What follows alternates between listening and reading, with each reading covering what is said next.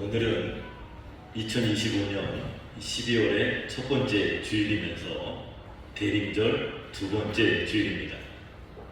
벌써 12월입니다.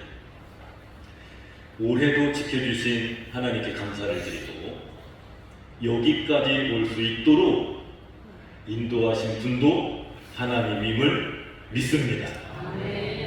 우리 이 시간에 우리 함께 감사라는 찬양을 함께 불러보도록 하겠습니다. 감사. 어느 가사에 더 은혜가 되는지 한번 생각해 보면서 부르도록 하겠습니다.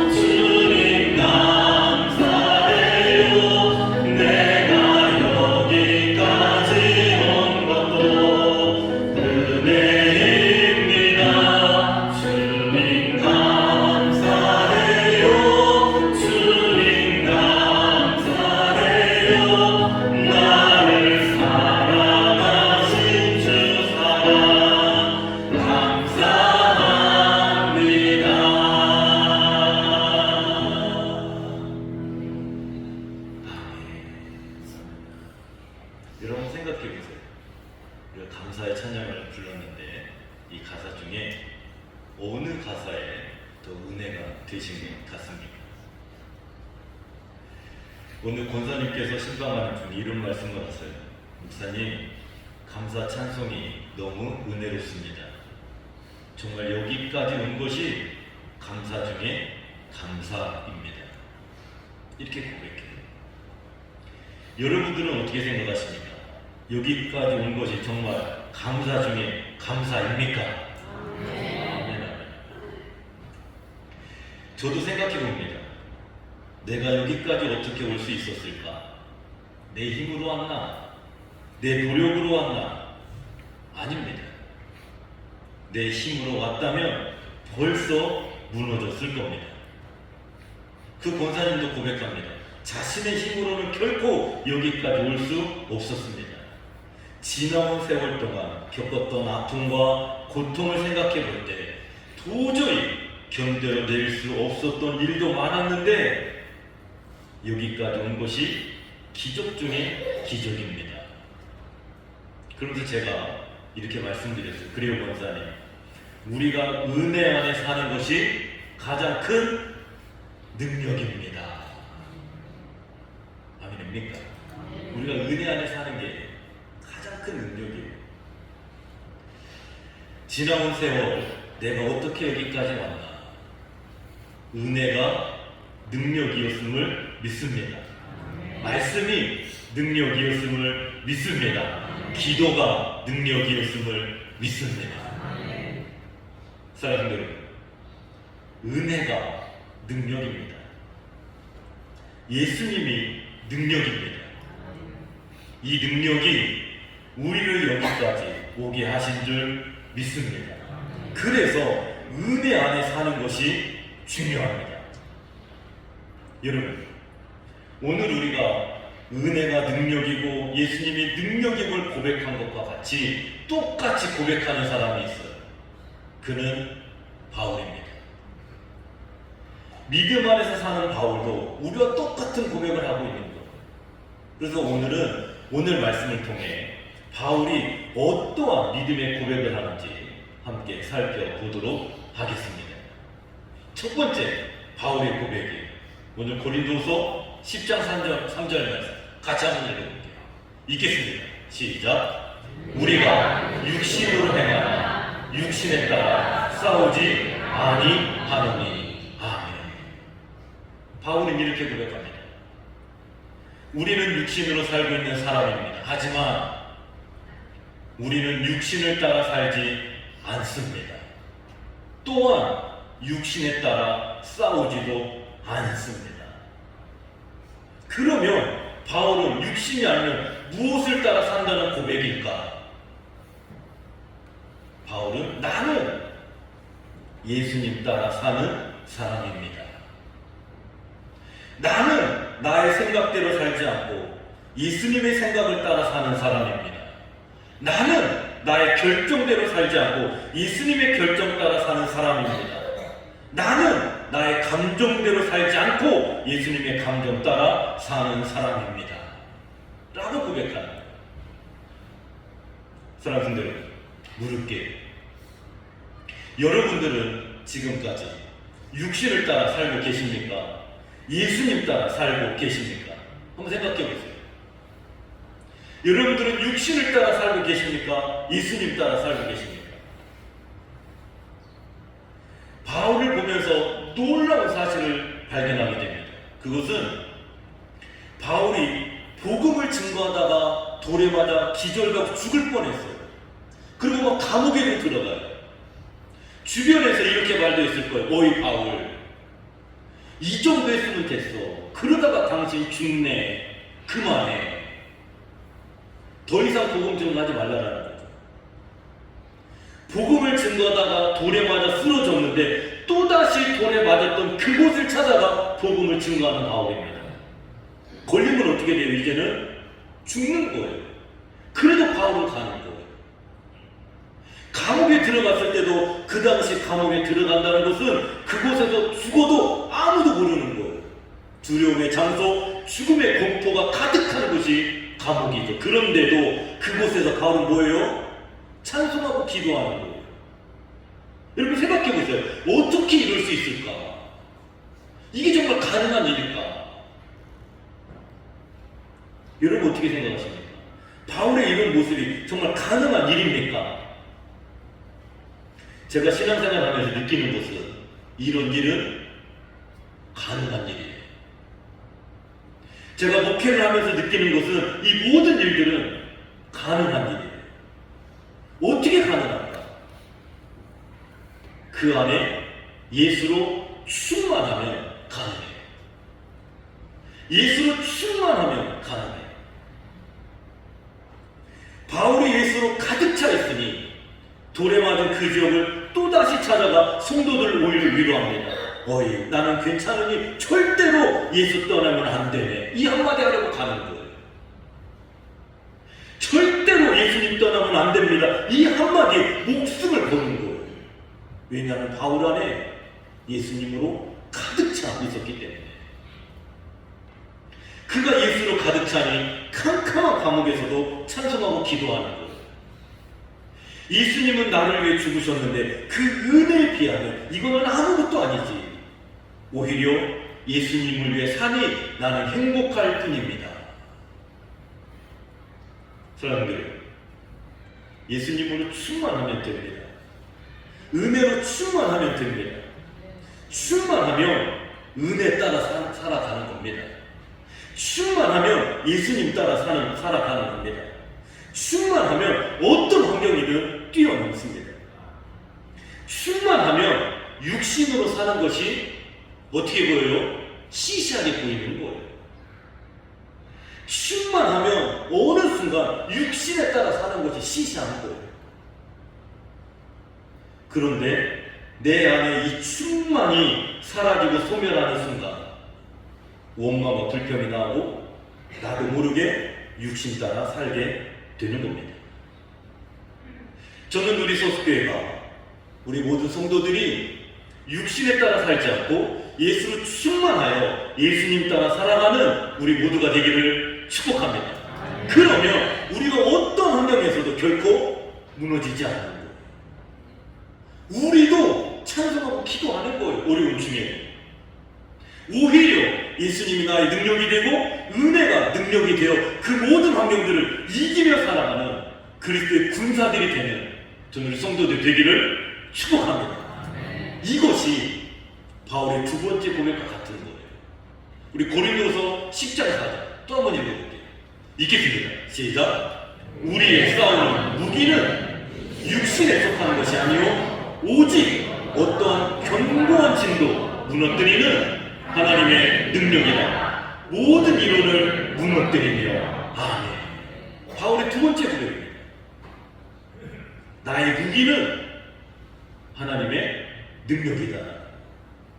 나의 무기는 하나님의 능력이다. 바울은 나에게도 자신에게도 무기가 있다고 고백합니다. 바울을 박해하고 핍박했던 로마 군인들은 당연히 무기가 있죠. 이들의 무기는 뭐예요? 칼이 있었고 창이 있는 거예요. 로마 군인들의 무기는 칼과 창이었어요. 그런데 바울이 가지고 있는 무기는 어떤 무기이기에 견고한 층도 무너뜨리는 강력한 무기라고 말합니다. 어떤 무기일까? 그것은 곧 하나님의 능력이다. 하나님의 능력, 좀 더 구체적으로 말하면 그것은 뭐다? 바로 예수 그리스도다라는 거예요. 예수 그리스도. 바울의 최고의 무기는 예수 그리스도이십니다. 그 이름의 능력이 바울에게는 능력이었고 무기였습니다. 바울을 박해했던 이들이 칼과 창으로 달려들 때 바울은 예수 그리스도로 대응했습니다. 누가 이겼을까?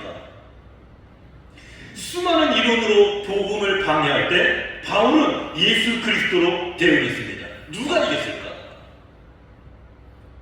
바울은 이렇게 방해하는 것들을 견고한 진이라 표현합니다. 그 대표적인 것이 세상 이론이에요. 세상은 끊임없이 우리에게 진화론을 이야기합니다. 성경은 뭘 이야기해요? 창조론을 이야기해요. 성경은 창조론을 이야기하는데 세상은 끝까지 진화론을 이야기합니다. 하나님이 세상을 창조하셨습니다 라고 외쳐도 세상은 아니야. 우연히 작은 세포가 이 땅에 생겨나 그것이 스스로 변화되어 진화되어 여기까지 왔어. 이 이론이 무너지지 않는 거죠. 그리고 성경은 천국을 이야기하지만 세상은 끝까지 이 세상이 전부라고 말합니다. 장례식장에 가도 천국은 믿지 못하기에 세상 사람들은 유가족들을 이렇게 위로하죠. 아이고 좋은 곳에 가셨을 거예요. 좋은 곳이 어딥니까? 라고 물으면 그분도 몰라요. 말하는 사람도 좋은 곳이 어딘지 모르고 그냥 말할 뿐이에요. 이것이 세상이 말하는 위로예요. 아닙니다. 예수 그리스도의 이름으로 우리는 모두 천국을 소망할 수 있고 예수 그리스도의 이름으로 우리는 천국에 갈 수 있습니다. 이 땅의 삶이 결코 전부가 아니라 우리를 기다리고 있는 하나님의 나라가 있습니다. 그래서 죽음을 생각하지 않을 때는 그 누구도 천국에 대해 소망 없이 살아갑니다. 그래도 아무렇지도 않아요. 그런데 어느 순간 언젠가 우리 모두는 죽음 앞에 직면할 때가 올 겁니다. 이때는 달라지는 거예요. 이때는 돈을 더 많이 갖고 싶다. 더 큰 집에 살고 싶다. 최고급 자동차를 타고 싶다. 이런 것들이 요만큼의 소원이 되지 못한다는 겁니다. 이때 이러한 것은 아무 쓸모없는 일이 되어버립니다. 내가 어찌 한평생 이러한 일에만 시간을 허비했나 후회할 뿐이죠. 이때는 오직 그 어느 때보다 천국만을 소망할 뿐입니다. 이때에 우리를 천국으로 이끌 최고의 티켓은 뭐예요? 예수 그리스도이십니다. 그래서 예수 그리스도의 이름이 능력 중에 최고의 능력입니다. 결국은 예수 그리스도 앞에 세상의 모든 이론들이 무너지게 될 줄 믿습니다. 로마 군인들이 그리스도인에게 이렇게 제안합니다. 여기에 두 대의 전차가 있다. 이쪽 전차를 타면 네가 부와 명예가 주어질 것이고 저쪽 전차를 타면 너는 사자밥이 될 것이다. 어느 전차를 선택할 것이냐? 예수를 부인하고 이쪽 전차를 타면 부와 명예가 있을 것이고 예수를 부인하지 않고 저쪽 전차를 타면 너는 사자밥이 될 것이다. 어느 것을 선택할 것이냐? 여러분들은 어떤 전차를 선택할 것 같습니까? 수많은 그리스도인들이 사자밥이면 전차를 선택합니다. 사자밥이 되는 전차를 선택할지라도 그들이 결코 예수 그리스도를 부인하지 않습니다. 이 정도로 기독교를 박해했던 로마 제국이었습니다. 영원히 로마 제국이 기독교를 핍박할 것만 같았습니다. 그런데요, 어떤 일이 일어나는 거예요? 결국은 로마가 313년 이후에 기독교를 인정하기 시작하더니 결국은 기독교를 나라의 국교로, 나라의 종교로 인정하게 되었다는 거예요. 하나님을 대적하며 높아진 것들이 무너지고 무너지는 순간이었습니다. 이것이 기독교의 실제 역사입니다. 예수 그리스도 앞에 칼과 창이 무너졌습니다. 예수 그리스도 앞에 세상 이론들이 무너졌습니다. 바울은 분명히 고백합니다. 나에게는 진짜 무기가 있다. 그것은 하나님의 능력이다. 이 능력은 결국 모든 이론을 무너뜨릴 것이고 하나님을 대적하여 높아진 모든 것들을 무너뜨릴 것이고 모든 생각을 사로잡아 예수 그리스도에게 복종하게 만들 것이다. 그 말씀이 4절 후반절 5절이에요. 같이 한번 읽어볼게요. 읽겠습니다. 시작. 모든 이론을 무너뜨리며 하나님을 아는 것을 대적하여 높아진 것을 다 무너뜨리고 모든 생각을 사로잡아 그리스도에게 복종하게 하니. 아멘. 이것이 예수 그리스도의 능력임을 믿습니다. 이러한 하나님의 능력은 우리의 능력이 되어 우리를 여기까지 인도해 주신 줄 믿습니다. 그러기에 어떤 환경과 조건에 매여 있다 할지라도 이 능력을 결코 의심하거나 버리지 않는 우리 모두가 되기를 축복합니다. 우리는 이러한 하나님의 능력으로 사는 하나님의 백성임을 절대로 잊지 않는 우리 서석교 성도들이 되기를 축복합니다. 마지막으로 바울의 고백입니다. 우리 고린도후서 10장 8절에 한번 읽어볼게요. 읽겠습니다. 시작. 주께서 주신 권세는 너희를 무너뜨리려고 하신 것이 아니요 세우려고 하신 것이니 내가 이에 대하여 지나치게 자랑하여도 부끄럽지 아니하리라. 아멘. 바울의 고백입니다. 우리의 권세는 무너뜨리는 데 있지 않고 어디에 있다? 세우는 데 있다. 참으로 멋진 고백입니다. 저도 이 말씀을 묵상하면서 이런 생각해보는 거예요. 목사인 나에게 권세가 있다면 하나님께서 왜 이러한 권세를 주셨을까? 우리 장로님들도 생각해 보십시오. 우리 장로님들에게 권세가 있다면 왜 하나님께서 장로님에게 권세를 주셨을까? 우리 권사님들도 마찬가지예요. 우리 그리고 각 기관의 회장님들, 총려신도 회장님을 맡고 각 기관 회장을 맡았을 때 그 직분에 대한 권세가 분명히 있습니다. 그 권세를 주신 목적은 무엇일까? 가정에서도 아버지로서의 권세가 있습니다. 어머니로서의 권세가 있습니다. 시아버지로서의 권세가 있고 시어머니로서의 권세가 있습니다. 그 권세의 목적이 무엇일까? 직장에서도 마찬가지. 나에게 부여된 권세, 목적이 뭘까? 바울은 자신이 예수 그리스도의 사도로서 주어진 권세에 대해 이렇게 고백합니다. 주께서 주신 권세, 사람을 무너뜨리는 데 쓰라 주신 것이 아니고 사람을 세우라 주신 권세구나. 내가 이에 대하여 지나치게 자랑하여도 나는 부끄럽지 않다. 사랑하는 여러분, 우리 스스로에게도 물어봅시다. 여러분들을 통해 주변 사람들이 세워지는 것 같습니까? 여러분들을 통해 주변 사람들이 무너지는 것 같습니까? 저도 저 스스로도 생각해봐요. 저의 목회를 통해 성도들이 세워지고 있나? 성도들이 무너지고 있나? 저의 목회를 통해 교회가 세워지고 있나? 무너지고 있나? 저를 통해 나의 가정이 세워지고 있나? 무너지고 있나? 생각해보는 거예요. 아버지로서 나의 자녀들이 세워지고 있나? 무너지고 있나? 이것은 참으로 중요한 질문입니다.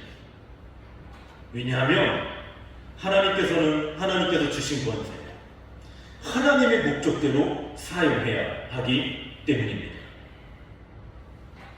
육신을 따라 자신의 권세를 사용하는 사람이 있는가 하면 예수님을 따라 자신의 권세를 사용하는 사람이 있습니다. 바울은 자신이 첫 번째 고백한 것처럼 나는 육신에 따라 나의 권세를 부리지 않습니다. 나는 예수님 따라 나의 권세로 사람을 세우는데 사용하고 있습니다. 그래서 바울은 예수 믿기 전에는 어떻게 살았어요? 자신의 권세가 있고 자신의 지위로 이방인들을 쳐다보지도 않았을 뿐만 아니라 기독교인들을 마구 잡아 가두었습니다. 자신의 권세로 육신에 따라 살았습니다. 그런데 그가 예수님을 영접한 이후에는 완전히 달라졌습니다. 이방인을 만나면 이방인의 눈높이에서 대화를 합니다. 노예를 만나면 노예의 눈높이에서 대화를 나눕니다. 천대받는 사람들을 만나면 그 사람과 똑같은 사람처럼 만나 이야기합니다. 그가 고백합니다. 내가 이렇게 변한 이유는 한 가지예요. 고린도서 9장 22절 한번 또 읽어볼게요. 읽겠습니다. 시작. 내가 여러 사람에게 여러 모습이 된 것은 아무쪼록 몇 사람이라도 구원하고자 함이니. 아멘. 바울이 비천한 사람을 만나면 자신도 비천한 사람이 되는 거예요. 이방인을 만나면 이방인의 눈높이에 대화하는 거예요. 이유는 그 영혼의 구원을 위해서. 사랑하는 여러분, 권세라고 하니 힘을 가지고 자랑하거나 내 마음대로 그 힘을 휘두르는 능력인 것 같지만 아니라는 거예요. 남을 세워주는 권세는 결코 내 스스로가 높아질 수 없다라는 거예요. 내가 더 낮아지고 더 섬겨야 남을 세워줄 수 있다라는 거예요. 이것이 진정한 권세다라는 거예요. 여러분, 예수님이 이렇게 사신 것 아닙니까? 예수님이 권세자인 이유는 예수님의 섬김으로 귀신 들린 사람들이 귀신으로부터 자유하게 됩니다. 질병에 매여 평생 나병으로 살았던 사람들이 나병에서 자유케 됩니다. 죽음을 두려워하며 살았던 이들이 예수님을 만나 천국을 소망하게 됩니다. 근심과 두려움 속에 살았던 이들이 예수님을 만나 희망과 소망을 찾게 됩니다. 이들이 다 세워져 가는 거예요. 예수님께서 더 낮은 모습으로 찾아오시니 모두가 세워지고 살아나고 치유가 되는 거예요. 이것이 진정한 권세인 줄 믿습니다. 우리가 대리인저 이러한 예수님을 기다리고 있는 것 아닙니까? 그리고 우리도 이러한 모습으로 살면서 주님, 이제는 예수님처럼 살겠습니다, 이런 고백하며 예수님을 기다리고 있는 것 아닙니까? 이 모습을 바울이 담기를 원하며 고백하는 거예요. 주께서 나에게 주신 권세는 무너뜨리는 권세가 아니라 예수님처럼 세워주는 권세입니다. 정리할게요. 오늘은 대림절 두 번째 주일입니다. 우리는 오늘도 아기 예수님을 기다리며 예배를 드리고 있습니다. 아기 예수님을 기다리는 우리도 언제나 믿음 안에서 삽시다. 그리고 언제나 믿음 안에서 고백하며 삽시다. 바울이 고백했던 이 세 가지.